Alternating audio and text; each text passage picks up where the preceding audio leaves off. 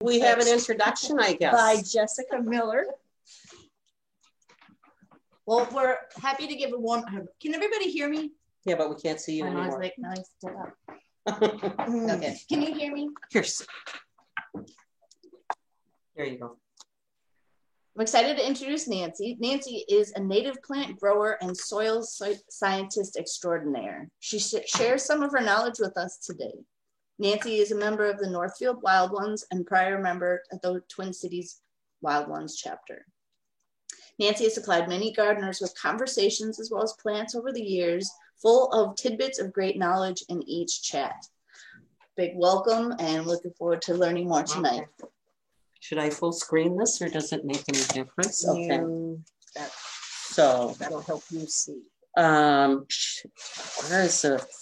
It's a share screen right there. Yeah, I know. Okay. And then if you wanted it bigger, you go there. Where? Here? Yeah. You sure? I'm pretty sure. No. That? Is it that? It's to make it. It's that. The yeah. big, the square. Right above it. The square. Full screen. Oh, there you go. Okay. Then I'm going to share screen. Yeah. Right here. Okay. Here it is, right here. Okay, share, except it's not at the right spot. I'll just kind of take it back manually, huh?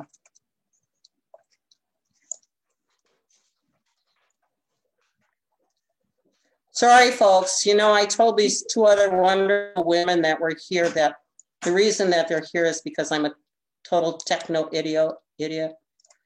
Jeez.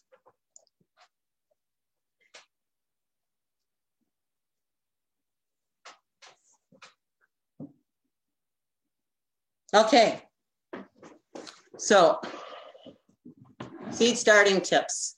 I apologize for all the promotional information on all of these slides for something that doesn't exist anymore, but I just decided not to recreate all the slides. So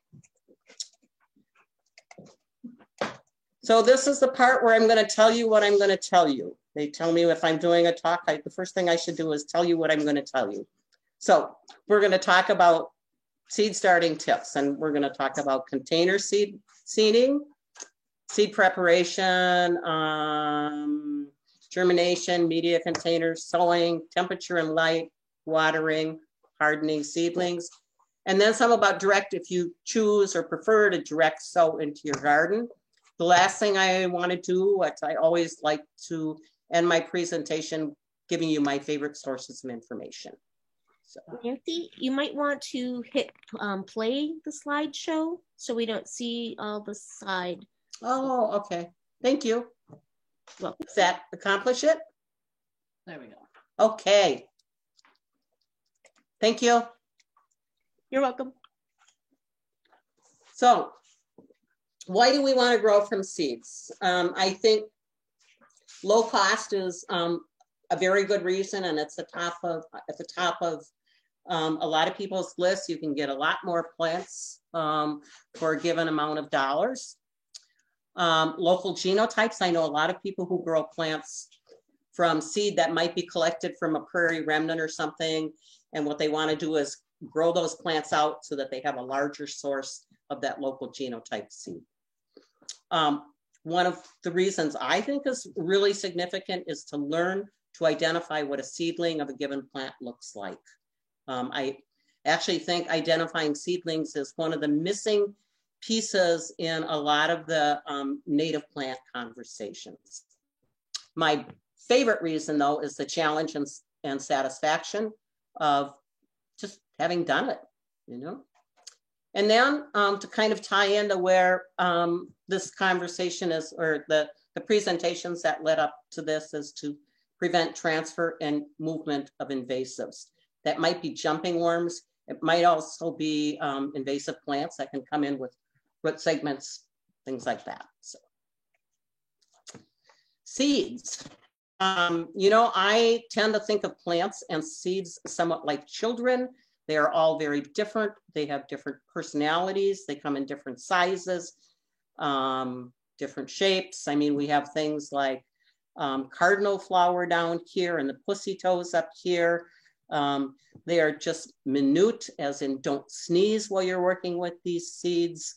And then some things that are fairly large, the jack and the pulpit, the butterfly weed, and some of the grass seeds also. So, okay. Before you begin, what you want to know is the germination requirements of the species you want to grow.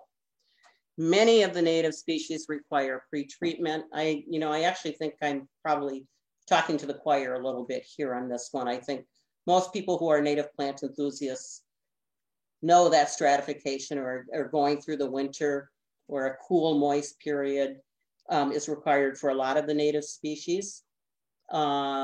Scarification, that's when the seed coat is hard, and you kind of need to abrade that seed coat or give that seed coat a little bit of a jump start. And then species might tell you that I want to germinate when it's warm. Some species prefer to germinate cooler, and actually some of them actually do best with alternating temperatures. Light may be necessary, not for growing, but for actual germination. This might be particularly true for some of the very small seeds. I do believe, for example, that cardinal flower that we were looking at, that actually is best sown on the surface because it has to have that light shining on the seed. So seed preparation. Stratification is a period of cool, moist conditions. Think about, this is actually a defense mechanism on the plant's part. So if a seed were to germinate in the middle of summer or late summer after it's been shed by the plant and it germinates right away, it's very likely will not be large enough or robust enough to make it through that first winter. So it's evolved into having this, this defense mechanism whereby it will not germinate until it's gone through the winter. That way, it's got the whole next season to grow before it hits that winter. Scarification is simply nicking, braiding, or abrading, or cutting, or softening a hard seed coat. What's a good example? Lupins and baptisias. A lot of the legumes have a really hard seed coat, and if you can kind of help them along so that they can get some moisture in there. This is an example of one of the ways that I stratify seeds. They're mixed with a damp sand, put into a plastic baggie, labeled, and then put either in the refrigerator or, I do a lot of this in my, store a lot of them in my garage over the winter, which is a little bit less violent than having them outside, but can be really useful for, as I said, some of them like alternating temperatures. So columbine, for example, is a plant that likes alternating temperatures throughout that stratification. Does better if it's in the garage where the temperature is going to dance around a little bit than if it's put directly into the refrigerator. This is probably not the first time I'm going to say this, but try to keep good records about what's going on here. Back here, I've got some Simisafuga, and gosh, so what am I seeing on here? I'm telling you how much seed I sowed, who I got it from. It needs that, and what the requirements are, 6 weeks cool. January 10th, it went into the fridge. When I take this out, I will mark this with the date that it came out of the fridge. I believe this is a double dormancy seed, so it needs to be cold, warm, cold, and then warm. So it's and the time frames are important. So you want to keep that record, if not on the bag, someplace else. This is scarification. As I said, some seed coats are really hard. I believe that this is a Callerhouse seed, a poppy mallow seed, which is, it's a really odd little seed, but it's hard. It's real reluctant to take on water is the way I can put it. So this one, I actually scarify it, scratch it around. I would do the same thing with Baptisia seeds, lupin seeds. The legumes are the big one that jumps out at me, but this one is a little bit quirky too. And so from there, I'm going to scarify that first, and then I'm going to actually soak it for a couple of days to try to encourage it to take on water. When you're doing, again, label stuff, and when it's in this water, I think I typically would leave these for about 3 days, changing the water daily. Keep that clean. It'll get funky and I don't know. So speaking of clean, cleanliness is absolutely essential. So when you're sowing in a container, you know, I always recommend that you use a sterile media. You know, there's some really fine germination mixtures that you can get out there. I've always had pretty good luck just using a good quality potting soil. You know, that's, you know, free of weed seeds, you know, hopefully is not carrying disease or worms. Yeah. And I would say, you know, so Miracle Grow makes a potting soil. Any of them, those are okay. Stay away from things that have actual soil in them. So nothing like, don't buy a bag product that's called garden soil or topsoil. You want it to be a potting mix or a germination mix. You know, a good way, as good a way as anything, in my opinion, to judge whether or not it's something I personally want to work with is I go down that aisle, I'm looking for the lightest product I can get my hands on. And clean water. Yeah. Oh, and clean the trays. This works really well. It kind of doesn't always sit well with my family, but you know, keep them clean. I you know, I do tend to wash the seed containers, not so much something that you would transplant into, but the seed containers. I usually am using a 10% bleach solution on those also. Sterile media containing no soil, as low of a fertilizer charge as you can find. And I have to confess that I think that, like I said, potting soil is adequate for many situations, and they'll tell you that it feeds for this amount of time or something like that. They will not tell you how concentrated that fertilizer is in there. But I actually think it's a pretty minimal concern. Do you like perlite?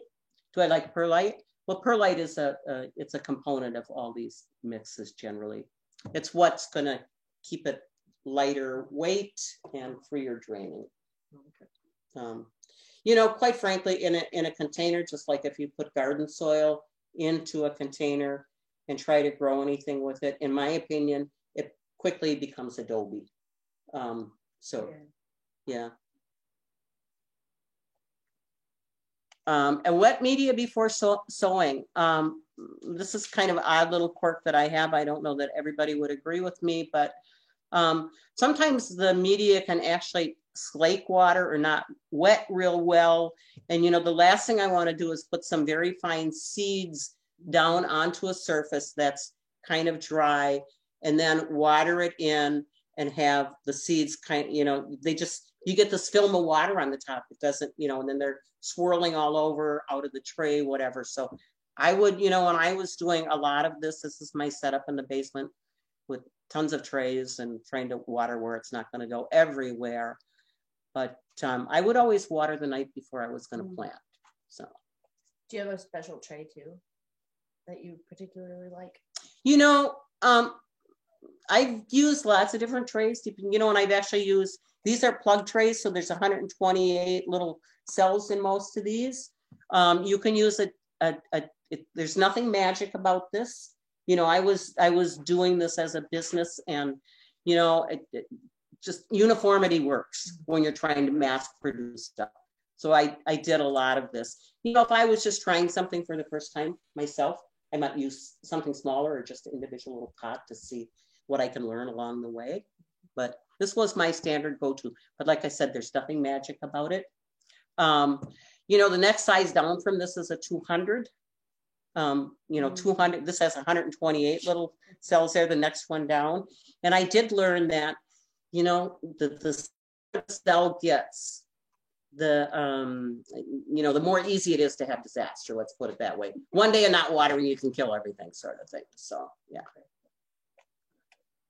I use a lot of 72 trays too, which is actually, you know, about 1.5 inches across. And, you know, a lot of it has got to do with how much space you have. You know, I'm trying to produce as many plants as possible in a small amount of space. But, you know, if space isn't a constraint, you're not trying to produce 1,000 plants, I would probably recommend something a little larger than that. Okay, so try to sow 3 or 4 seeds per cell. That's just my personal thing. You know, I know some people say, no, never more than 1, you're wasting seeds. You know, I think it's the kind of my statistician tendency that, you know, well, what if one dies? What if the crow comes and eats one or something like that? So even trying to get down to 3 or 4 seeds per cell can be really difficult with very tiny, tiny seeds. I mean, you just are going for a little sprinkle and kind of assuming that you probably have to thin some out later, because overcrowding of seedlings can result in these disease problems and difficulty in transplanting. Yeah. And again, no germination requirements. Seeds that need light should be covered very sparsely or not at all. Not at all. And you know, over my lifetime, I have sown tons of seeds that I've never covered with soil. I water them in and I figure they've got good seed to soil contact, they're good to go. But, you know, they're not out in the field either, so we're back to that little cardinal flower again, and here I am sowing seeds. I know they make all kinds of little devices that, you know, kind of shoot out a required number of seeds or something. This is very simply a piece of cardstock folded with a little plant label that I use, and actually I can get pretty good control with that.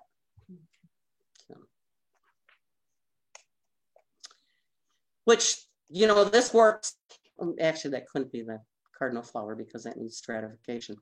But this works pretty well if you have a seed that you're not stratifying. But, you know, if you're stratifying, then you've got this mess of sand with a bunch of little seeds in it.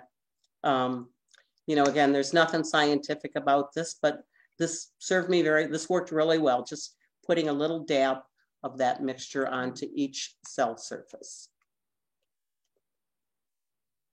Once again, label stuff, keep records. So what I've got on here is, this is the genus and species. PM is my, whoops, don't do that. PM Prairie Moon is my seed source. 2 month, that's 2 month stratification. And there's my sow date. So, and you'll want that information, trust me. Yeah. Okay. Temperature. Some species prefer warmer temperatures to germinate. You know, you can get that in a window, or you can use some bottom heat. You know, and I have to tell you this, it's, you know, the bottom heat, I'm going to show you, the next couple of slides are about bottom heat, but, you know, for most species, that's kind of like overkill. Nobody needs to run out and get a bottom heater to sit. It's just going to take you a little bit longer, and the germination is likely to be a little bit more irregular. They're not all going to come up singing at the same time. And again, some species prefer cooler temperatures, or even alternating temperatures. And I know I referred to that during, you know, when I spoke of stratification, but this is, you know, also true when they're germinating. So I think, for example, spiderwort germinates best at about 50 degrees. Columbine germinates better at a lower temperature. You know, we're alternating temperature. So again, you know, like I said, they're like children. They all have their own personalities, and it really pays to learn those requirements. This is bottom heat provided here. This is obviously way over the top for anybody who's doing stuff at home, but you kind of get the general idea. There's heating cables you can get to do this, but again, not really necessary. It'll just be slower, more irregular. This is kind of just showing a shot of, this was actually, you know, you can buy these germination devices. My husband made this for me, and it's actually made out of this wiring, and here is that tape that you put on your roofs to shed snow so that prevent ice dams, and it works real well. The downside is, you know, it had to be set up with a thermostat control to regulate the temperature. So it's kind of on a little rheostat that lets me cool it or, you know, heat it up a little bit. And another bottom heat set up with artificial light. Okay, so watering. Use clean water.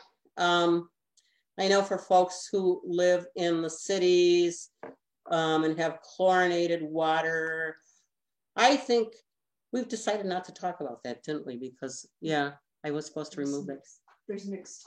Yeah, there's mixed opinions about that. Yep. But, you know, if you were concerned about the chlorine, you could let the water sit and it would gas off. And you know, one thing I did learn too is that once they germinate and they're off that bottom heat, they're still pretty vulnerable, and cold water can be kind of shocking to them. And so I would actually have buckets of water that I would bring to room temperature before I would water them. Now, was that something with all the different temperature knowledge that you have, was that all from experience, or did you have some other sources that taught you about the different temperatures, especially like sensitivity to water? Most of that was, you know, I knew that, you know, that, and then I mean, even if you start tomato plants, for example, they say if you got a little tomato seedling, give it tepid water or room temperature water so that you don't shock it. So, I mean, that's kind of in the back of my head, you know, and then I kind of started realizing that, you know, some guys really don't like this cold water as much as others. And the reason it was important to me is because, you know, most of, I can't use all of my, I have a water softener because we have really hard water out here in the country, and you never want to use softened water. No. So I would have to take cold water because my hot water is all softened. So I would have to take buckets of cold water, let it sit till it got, you know, I was bringing it to room temperature, so it wasn't icy cold. Yeah.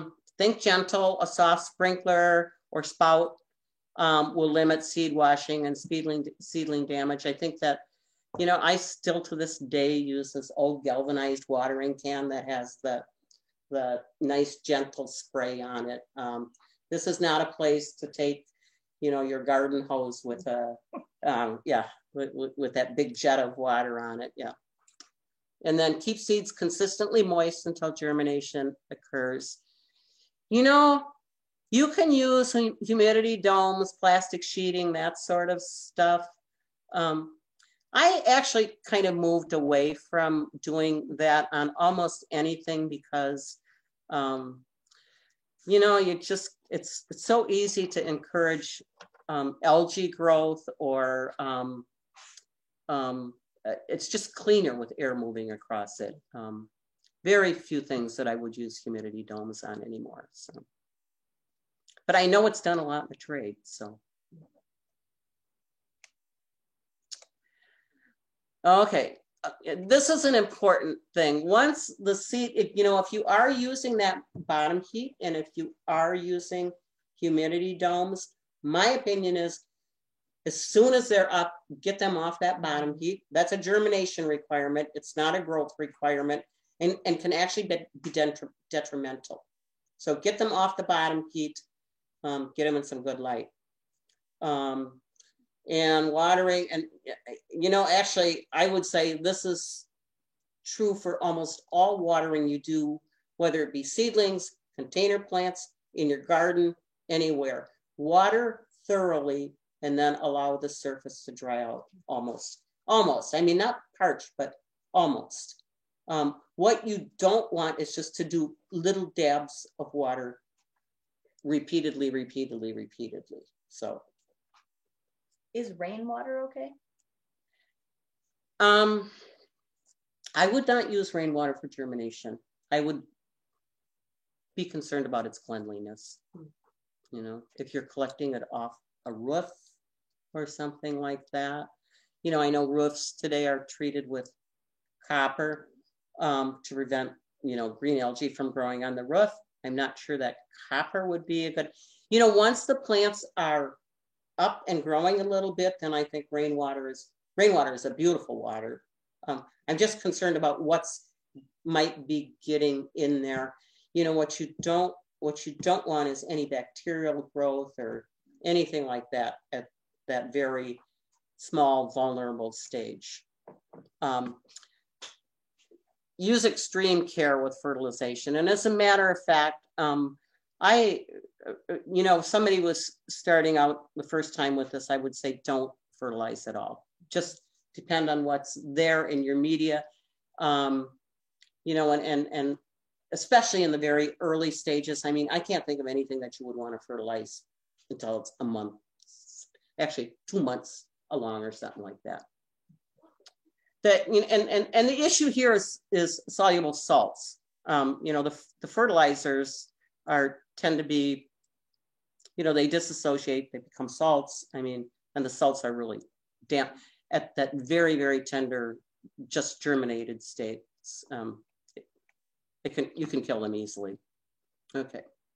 So, you know, I think that for the home gardener or experimenter, or you know, anybody who's kind of trying this in a home situation, providing adequate light is going to be your greatest challenge. You know, hands down. You know, south and west windows can probably provide good enough light, but you know, you watch these little things that, you know, if you're just in a window, they're going to bend to the light. And that's actually results in somewhat of a weakened plant. So rotate trays? You can rotate the trays, yep. I like a window with supplemental light would be my first choice. As I said, good results can be obtained from a combination of natural and artificial lights, which was, you know, for years, that's how I produced seedlings. I never did do the special quote unquote grow lights. I found them to be pretty expensive, and I had I think that they're probably not worth the extra cost if you can provide some natural light in addition to it. If you're growing seedlings in your basement where there's no other light, you know, then I think the grow lights start to make sense. You know, kind of like those people who grow marijuana in their basement. They have grow lights, yeah. So this was my setup, and this was probably taken, you know, 10, 15 years ago. But as you can see, it's an artificial light and a combination of grow lights. These were fluorescent lights. I maintain only one light table now, and it's all been converted to LED lights, which I really like too. So I think I get better results even than with the fluorescent lights. But a combination of artificial and natural light. Kind of looking, there's snow in the background there. Hey, cool. You know, and even with this, I would still end up rotating stuff quite a bit just to keep my dining room floor dirty. Yeah. Okay. So, you know, if you look up here on the top and stuff, these things are getting to be fairly decent size. In my case, I'm going to move these into the greenhouse. But, you know, one of the things I'm going to do before I take them out into the greenhouse is try to harden them a little bit. And so here they are sitting on my porch, which is a roofed porch. And I'm not hardening them so much for temperature as I am to the transition to the amount of light that they're going to get into the greenhouse compared to what they have in the house can be rather shocking. And so I'm hardening these for light. But, you know, if you were going to take these and just, Robert, these are some Liatris seedlings here as well. Robert has shown us some of the seedlings he grew before. These I would be pretty comfortable just, you know, once they're used to the light and the air movement, the wind that's out there and the temperature that's out there, I would be pretty comfortable growing these on outside. These guys are pretty little, so maybe not so much. These are ones that I would probably grow on a little bit longer and maybe even transplant up into another size container. So, yeah. You know, another approach is to use and you know, again, I think I've talked to a lot of people who have done this and had good luck with it. And I'm going to guess that a lot of Wild Ones members are pretty familiar with what the milk jug method. Yeah. So what you're going to do here is take a milk jug or a vinegar jug. Yeah. You know, cut it almost completely off, but so that you can flip that back up and close it. Again, get your nice clean media in there. And then you can sow your seeds in there. This happens to be a stratified seed that I want to take through another season because it didn't germinate for me the first year. I'm trying to grow blood red from seed. And it's, I've only had just minor success so far, but so they didn't germinate at first, and so I sowed some like this, and I'm going to take them through another winter. They're sitting outside right now. But once you sow your seeds there, be it, you know, with with the sand that's been stratified or just direct seeded them there, you close this up, label it, and then again, put this, I wouldn't recommend putting it right outside. I think garages are wonderful for this kind of stuff. I just, you know, outdoors, you're just too subject to, you know, wind, varmints, God, you name it. Yeah. So, but a garage will certainly be cool enough. And again, label it well. And then what you're going to do with that is, excuse me, I'm sorry, is then in the spring, you should get this out of the garage. Probably, you know, once temperatures start to get into the 40s or 50s or something like that, I feel it's probably reasonably safe to put these out, but maybe someplace where you can still, where it's not going to get kicked around by the mailman or something like that, where it's a little bit protected. And you can, you know, if you've got a seedling that's fairly large, you should be able to tell that right through that translucent container. Some of the finer stuff I've learned, I can't really see it. So you have to unwrap that tape and then peek in there. And maybe you've got some germination, maybe you don't. Then you have to retape it if you don't. So, but once you do see germination, then you want to be really careful that these guys, then your challenge becomes not overheating these containers, because these are like mini greenhouses. They will get quite warm in there. So, you know, you want to open that up. You know, once you feel that, you know, yep, they're all germinated, it's looking good, you can just cut that top off and then let them grow. And then it's just a matter of letting them get to a sufficient size to take it to your next step. And again, you know, Robert had shown us some plants that he was growing like this and was wondering about, okay, do I need to transplant them now? And I would say for a lot of these, I don't even really think that's necessary. As long as it's not something that maybe has a especially fussy root system, you should be able to wrangle apart little plants and transplant them when they're to a size that you feel confident with. How's that? And I know some people want that to be bigger, you know, and then some people are pretty comfortable transplanting really small things into the garden. If that's not the case, then you could move them up into a somewhat larger container. When you're doing that, I would still say do not put garden soil in there or topsoil. Stick with your media until you're ready to put that into the ground. But, you know, many things I think you can just let these grow until, you know, think about what you would see if you were to buy a plant at a native plant sale from somebody. You know, you probably don't need to get quite that large, but, you know, you don't need something that would fill a gallon container either, not by any means. As a matter of fact, a lot of these species, they're going to take off and do a lot better once they can be in the ground versus contained. So the next thing that I wanted to talk about was just like, you know, I've done this talk a couple times talking about how do you grow native plants in containers. And people were consistently asking me, well, what if I just want to throw seeds in the garden? You know, and it's a perfectly legitimate question. Benefits are that there's low initial effort, but usually lower rates of germination and survival too. I mean, they're just, you know, like all life forms, they're subject to the elements much more than they are going to be in a controlled environment. So, but, you know, having said that is, you know, you prepare yourself a good seed bed. And I have done a fair amount of direct sowing. You know, the variables that I think about when doing that is how much should the seed cost me, either in terms of labor or purchase.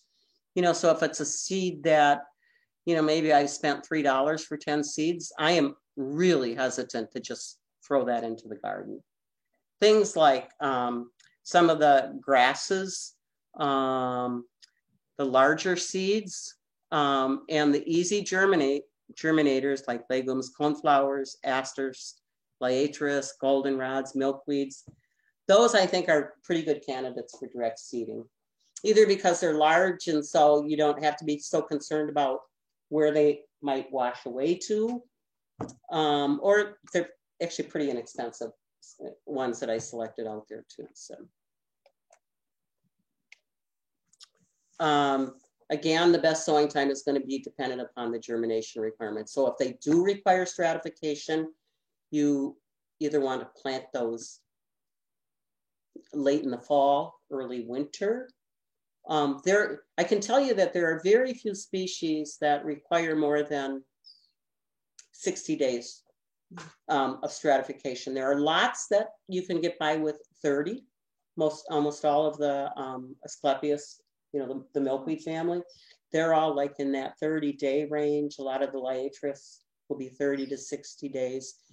So you can actually, you know, when I've done direct seeding, I've kind of tended to favor towards spring, or late winter, I guess would be a better thing to say. So if you can get out there and take care of this stuff in late March or early April, that's a great time. You don't necessarily have to go through the whole winter. And most grasses do not require stratification. And, you know, I need to make a correction on this because the grasses, they need a dry stratification. So you can accomplish that by just taking the seed packet and keeping it in the fridge or freezer for a short period of time, like a month. So, you know, I actually believe this, that they didn't require this because I bought all my grass seeds from companies that did that already. And then one year I collected my own seed and it didn't germinate. And then I had to go scrambling and try to figure out, boy, what's going on here? It's like, oh, okay. So, yeah. But, you know, speaking of the grasses, one of the things you do want to know is that they are not going to germinate until soil temperatures are pretty warm. We're talking, you know, it's kind of like growing corn, really, about the same requirement. Yeah. So, and this is another technique that I've used for direct sowing into the garden. I'm just exasperated with trying to label stuff with tags in the garden. I mean, nothing persists, it breaks. The turkeys eat it. I don't know, it corrodes. The sun makes it crack.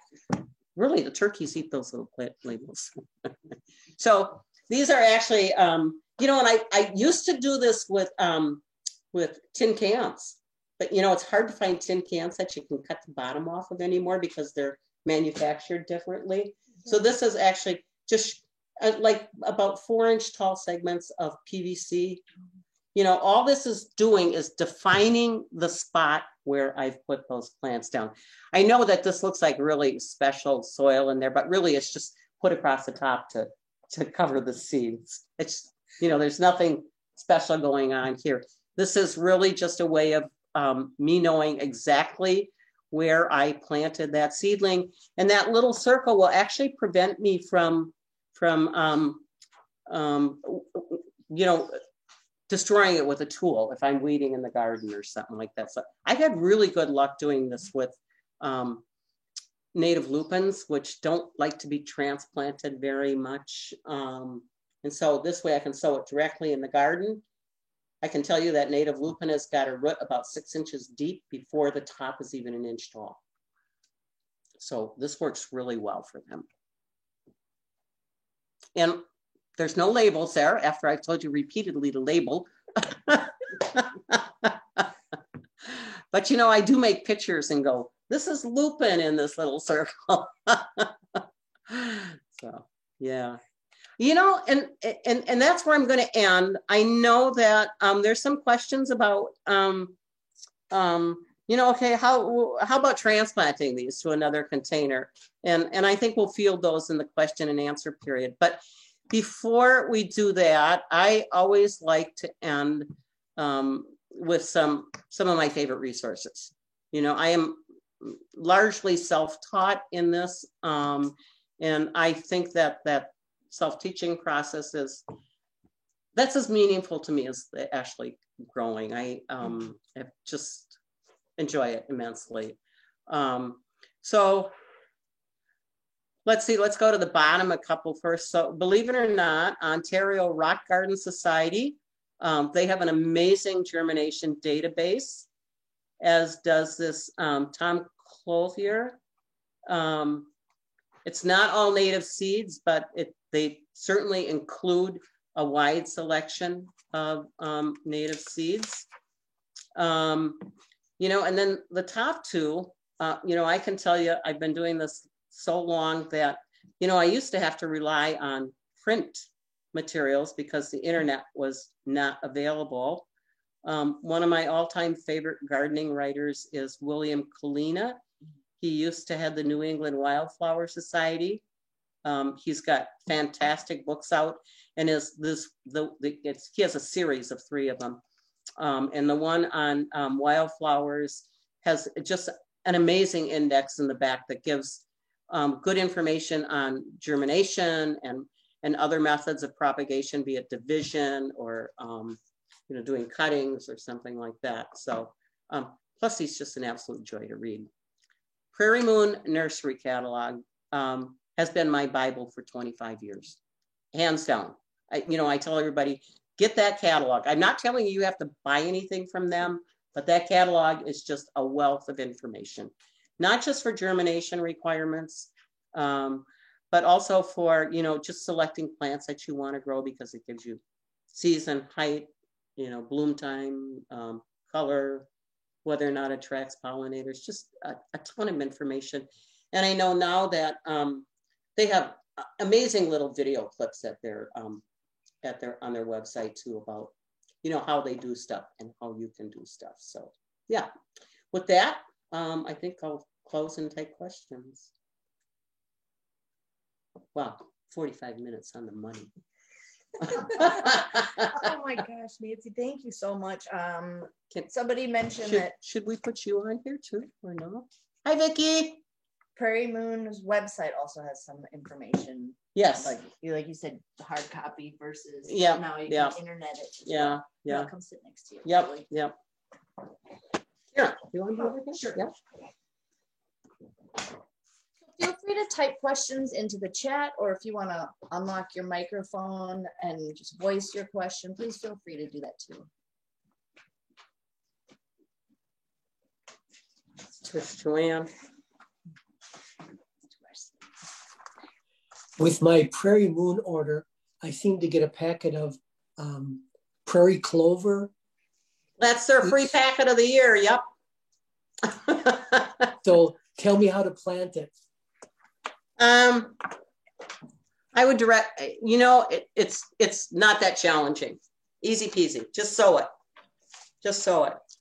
You can sow it actually, why don't you, you know what I would do? I would use that little method with in the garden with a tin can or some way to define where you have it. Good, I will. I'll try that. Okay, yeah. They always do these free seed packets to people, and I think they intentionally make them ones that aren't super challenging.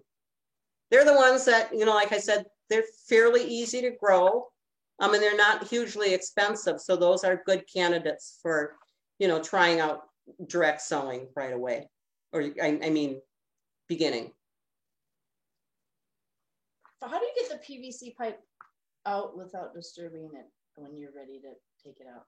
Yes, as soon as I see it kind of germinating, it's not going to have enough. It's not going to have root mass out to those edges yet, so not so hard. Sometimes I had tin cans in there that I use, and they just eventually corroded. Do you use? Should we get rid of this and put us here instead? Oh, sure. Okay, so click on share. New share.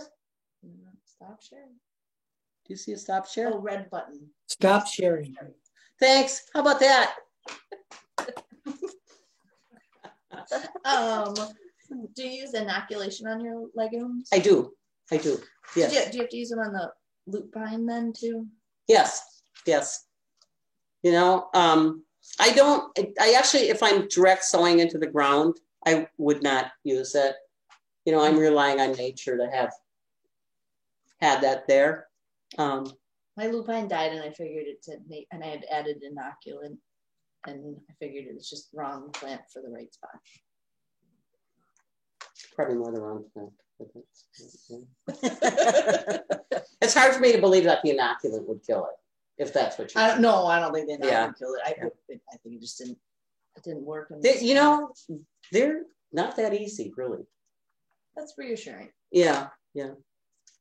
Very, they're very, they want a really sharply drained, full sun. I might have to try again. Yeah. Can you start seeds inside during months when things wouldn't normally germinate? Like if you wanted to start something in June or July? Sure. And that's, and I've done that. If you don't have access to a greenhouse, then your options are inside or outside. And outside in the summer, I mean, a container, if you make one mistake or you miss one day or something like that, you're kind of shot. So at least inside, you're not subject to a 90-degree day with winds that that can kill a seedling fast as anything. Somebody has wild leek, baptisia, and brown-eyed Susan seeds. Is it worth sowing at this point for this year, or would it be better to wait for next season? So the baptisia, I would sow that now. Scarify it, do that scrapey thing on the seed coat. And the other one was? Brown-eyed Susan and wild leek. Oh, wild leek. Ooh, no. That one I think you probably, unless you could, do a isolated spot in the garden with, maybe using that method that I showed with the some sort of circle around it, be it a can or PVC. I know that they are not an easy germinator, and you would sow it now, and I would probably expect that you're not going to see it this year, but maybe next year. Does that make sense? Yeah. Does it make a difference for cool season versus warm season seeds for summer growing?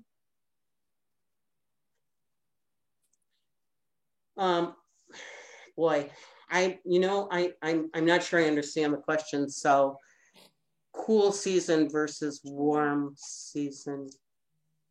Julia, do you want to Yeah, I unmuted. Nancy, I asked that question. Since we're Yeah, in May and a lot of people have already started seeds, I know in nature there are certain seeds that germinate in the spring, and there are other seeds that germinate in July, August naturally in nature. So I'm talking the cool season germination are the things that are germinating right now. And I've always heard the dandelions, for example, germinate in August. So is there anything in terms of when you're either direct sowing or growing thing from seeds that for people who are growing things from seeds now, just starting, are there any particular species that are considered warm season that would be good to start during the summer? grasses, some of the prairie grasses, you know, come to mind. You know, and then there's a whole group of, well, there's a group of plants, I don't know how big it is, but that are called summer annuals. I don't think they're, you know, ones that are typically grown for right, you know, native gardens, but you know, they germinate late in the season. They just get it, and then they have a basal rosette that overwinters, and then they grow the next year. I would definitely say the grasses. You know, I can tell you there's a couple of species that, you know, I'm willing to throw out any time of the year. And that would be like black-eyed Susan. Actually, one of them is the purple prairie clover that Robert referred to. Partridge pea, if you like that little devil. That'll grow just about any time, yeah. But the grasses certainly come to the forefront, I think. The warm season grasses, like, you know, little blue stem, you could put that down in April, and it's not going to germinate until this week, really. It wants it quite warm. It wants the soil quite warm, so, yeah. And then I've gotten the impression that that mostly you order seeds, and that's been your method. Have you done any seed collecting? I have done tons of seed collecting. I feed 2 prairies.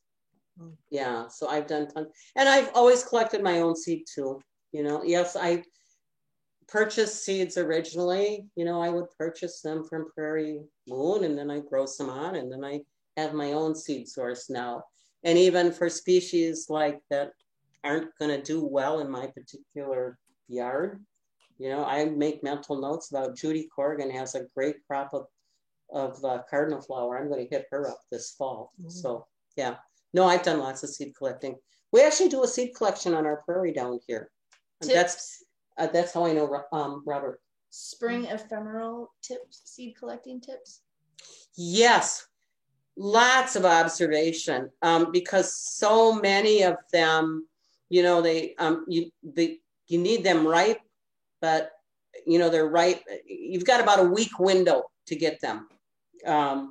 So you have to watch them. And I would say, you know, I'm kind of trying to think of some of the spring ephemerals that I collect, like the Virginia bluebells, and I got some shooting star out there. You know, what I'm looking for is the seed pod itself to become kind of papery. It's not green anymore, but it hasn't opened up and dropped everything yet either. So I'm going to jump in here. You mentioned Virginia bluebells, which of course go dormant very easy. And I'm going to tell you a story, and this kind of ties back to the Bare Root Clinic. Somebody at one of the Bare Root Clinics brought a Virginia bluebell that was blooming to bare root this time of year, which of course is the worst time of year to bare root something which is in its primary growth and storing energy. Yeah. And we managed to get it, and I managed to get it into a pot, and I put it in soil, and I thought we'll test it and see what happens. The darn squirrels dug it up and ate it. Oh, yum. So after all that work, bare rooting it, putting it into a container, and then sitting it there and keeping it alive, today, all I have is stems and a hole in the ground. Yeah, yeah. So Jessica, sorry, I'm not going to be giving you that one to observe. Is that for you? It has an ending. It has an ending story. Was that supposed to be your plant? Yeah, I was gonna keep an eye, tell how successfully. Oh, can you scooch this way so they can see you more than me? Okay, how's that? A little better. Any tips on prairie drop seed? I have not been successful in getting that to go. So did you collect the seed? I did. Did you put it in the fridge for a while? I don't. Now, I'm not talking stratified, just remember I said a lot of the native seeds, they don't need that moist stratification, but they need to be in the fridge. I had it moist. So I bet no, that was yeah. it. You know, dry stratification, but you know, in a plastic bag, and believe it or not, and don't anybody take this to heart, because it's very rare that I recommend putting stuff in seeds, storing seeds in plastic. Well, not a lot of seeds like to be stored in plastic, but that one does. So okay. And then it is certainly slower to germinate than, say, you know, little blue stem or big blue stem, which are pretty quick. I don't use heat on the bottom of it. I put it, actually, I sow it into the green, directly in trays in the greenhouse. I never have it in the house because it seems to like that fluctuating temperature a little bit. I didn't have that either. Yeah, yeah. Sorry. But it can be kind of slow. Okay. But you know, here's an interesting thing too, is like, I think fresh, I mean, not old, it doesn't need to be fresh, but not old seed germinates better on that one than seed that's 5 years old. Well, I have used seed that's 5 years old. It's just, it's, you know, it's not as good of a yield. How's that? Yeah. Okay. Excellent. I don't have any further questions. Great. Hi, Vicki. Do we have any announcements to make for the chapter before we end our Zoom programs for the year? Well, you have one more day to place an order for our annual fundraiser, our native plant sale. If you go to wildonestoncities.org, you'll see the full selection, and you've got till 11:30 tomorrow. Wow, okay. And I know that we have a wonderful tour coming up. Actually, we have a choice of a Wednesday evening or a middle of the day Saturday out in Lakeville at the home of George and Bernice Watson. And that's on Wednesday, May 26th and Saturday, May 29th. And I just want to note that we do ask you to register, but it's not required. It just helps us with crowd control. So we hope to see a lot of people out and about and FaceTime with you real time. So that'll be cool. And then, of course, there's the Bear Root Clinics. And then, Vicki, you've got some stuff going on, don't you?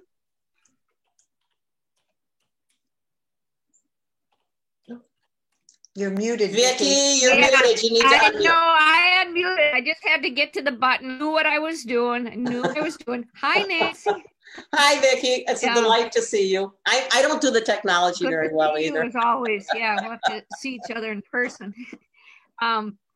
That would be nice. Well, just the Naturescape gardening as usual, and we are meeting again this Saturday, and we have what we called a native plant gardening learn along, where people new to Habitat native plant gardening can garden alongside someone more experienced. And we have a little talk to begin with. And the talk on Saturday, just short discussion on the difference between habitat gardening, or and traditional gardening, and then we'll highlight a plant, that type thing. Yeah. Well, and then I want to put in a plug too. I know Holly does a great job of keeping this thing called Sign Up Genius for volunteering. And as we get into being in person again, now we need to kind of fill some of those spaces. It can be as simple as sitting at a table and greeting somebody.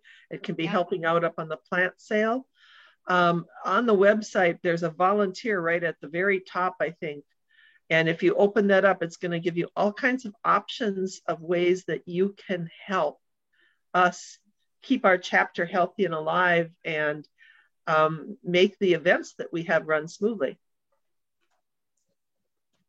So that's just a plug for volunteering.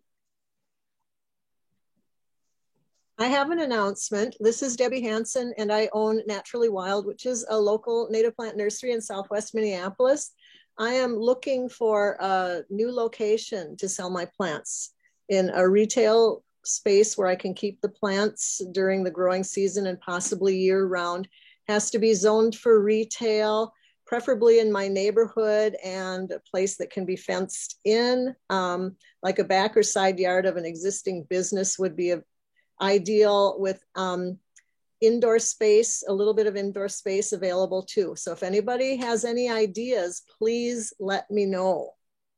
And you can contact me at info@naturallywildflowers.com. Thanks for any information anybody can give me.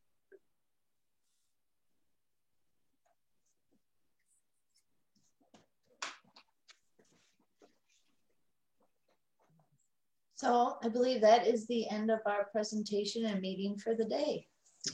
Thank you, Nancy, and thank everybody for coming tonight. Bye-bye. Bye.